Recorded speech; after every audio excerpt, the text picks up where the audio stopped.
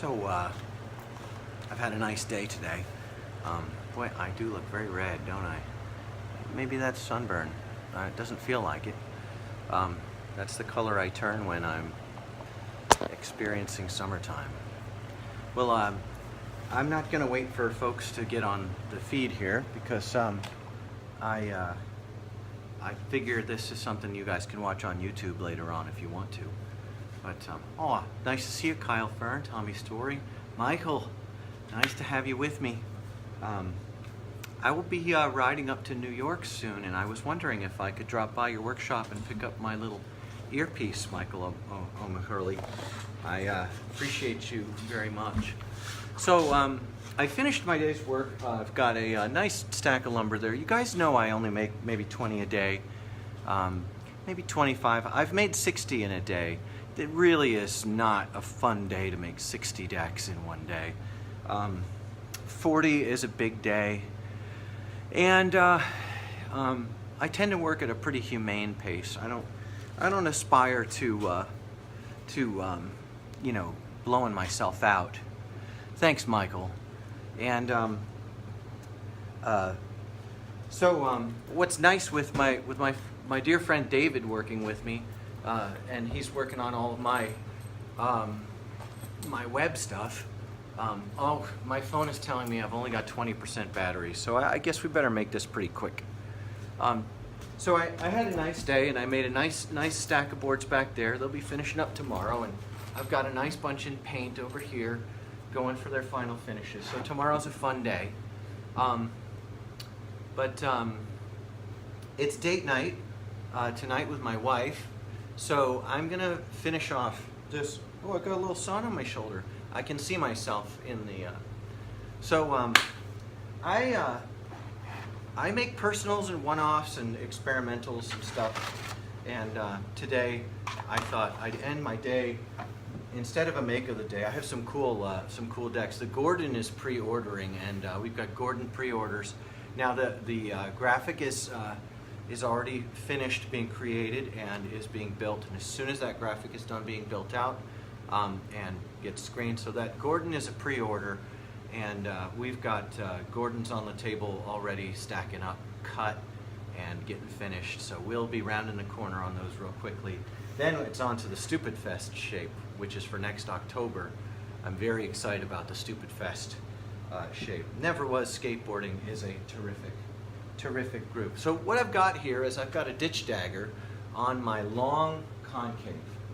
And I picked a board, since this one's gonna be a personal, this board has got a little bit of a high side on it. Every board has a little bit of a high side or a little bit of a hip that's higher than the others. You cannot keep that from happening. The only way to keep high sides and hips and different rates of relax from showing is to mellow out the concave so much that there's nothing to it anymore, and just create a board that shows nothing, you know. So I don't tend to fuss and worry too terrible. I don't tend to fuss and worry too terrible much about. That's the dehumidifier I just turned off, just for my mind. I don't worry terrible much about some small variances in my concave as I center up a deck.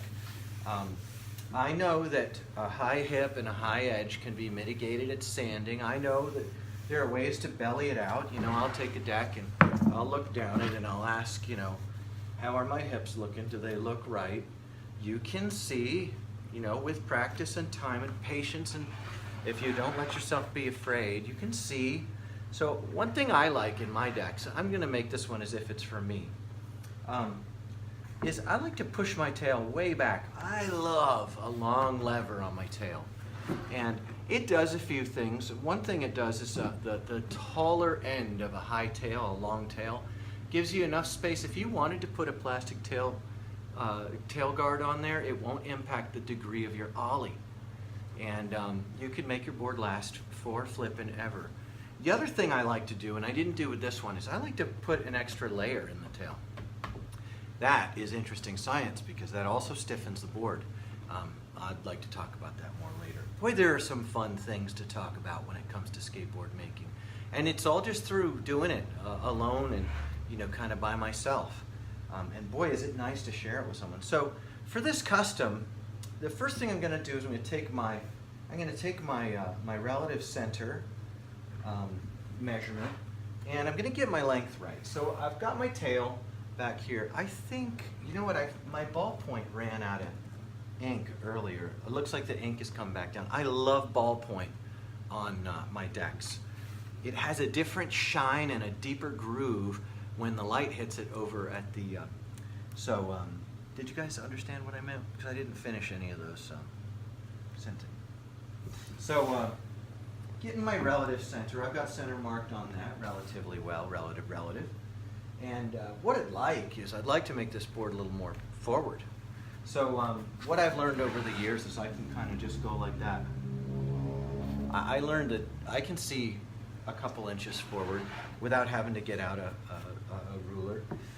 And so I'm going to go with the punk point nose that is on this delightful behemoth, the ditch dagger.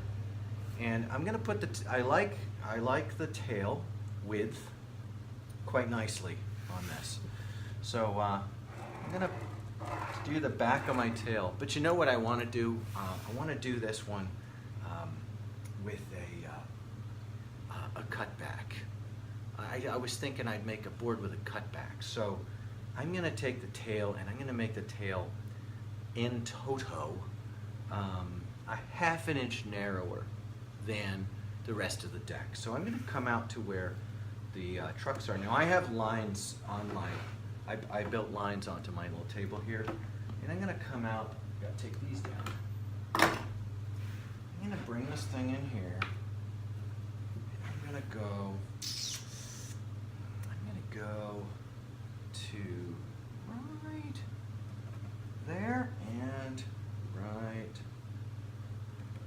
there, and let's see if I got that right. I'm going to make a cutback. Do you guys know what I mean by a cutback? Let's see, I've got a centering rule. Here's my 18-inch rule. So a cutback means that's 11, and that is also 11. So I got it. I marked where my cutback will be, and now I'm going to just take the general shape of the tail. Now remember how I extended the front, right? And I'm going to scribe out a little ways from my cutback mark.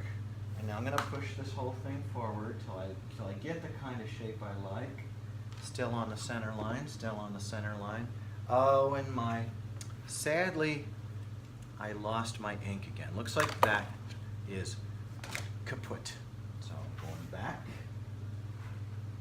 to here, back to here, doing the back, a little bit of overlap on that mark. It could be said that some of the art of making is really getting a template that's made right, and we've talked about that before, haven't we? We talked about how to make a template that is maybe you guys can see better if I just tilt this a little differently, huh? I think you guys are getting a glare. So does that work better? Perhaps if I touch the screen right there, that might be better for you guys. I don't know. We'll see.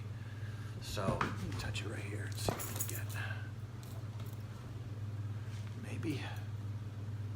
There we are. All right. Well, we're going to just go with what we've got technology-wise. So I scribed the tail up a little bit, and I marked where I want my cutback to be. A cutback, it's like, do you guys know what I mean? You're going to see what I mean by that if you hang with me.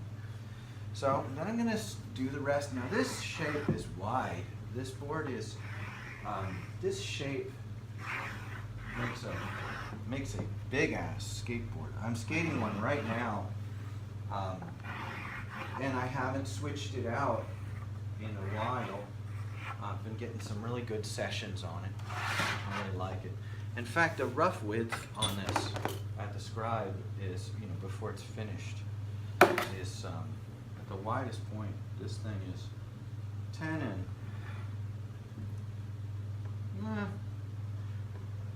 it's about 10.6. It's about 10.6 wide. Sorry for the decimals. Decimals and English measurement. I don't know. So now I want to make a cutback. Now I said, I marked it here and there. There are my marks. And I said I wanted to cut it back a grand total of 1/2 inch, which means I'm gonna take the template to get back to center, put it on center. I've got the 2 center marks right on, and then I'm gonna pull it 1/8 of an inch from center, and 1/8 of an inch from center, and that gives me a nice, here's my mark is, and here's my cutback. It's just a mild cutback, and it still keeps me, now I'm at 10%, so I don't like the technology when it does that. Okay, and then I'm going to push this one to 1/8 over, and then push it the other way 1/8, and that gives me, yeah, that's basically what I'm looking for right there. And this is where my line is. This goes back, just a mild cutback, nothing too crazy.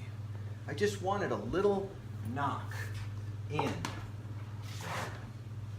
And this gives me a shape that I can play with a little bit and look at what I want to do. One of the things I love about the ditch dagger is it's got a big, wide, square tail in the back. And I love that leverage and that real estate. I'm often up on my toes on my super wides. And I just feel like there's a lot of room to dance. Now, so thanks for joining me. I'm going to finish this one off in my next work session, which is I'll be here in the morning finishing up a bunch of stuff. I'm planning to leave on Monday for a road tour, and I'm planning on doing audio and video check-ins. Something about producing media like this is very, it's not the same thing as being tired, but it's like you put a lot of attention into the time you spend on a camera, knowing that it will go throughout the whole world, and folks will, you know, be encouraged by it for a long time. I can get too excited about it. So, anyway, I appreciate all of you, and as always, I have stolen the saying, and I will stand by it. It's my story, and I'm sticking to it. I like you more than a friend. Thumbs up.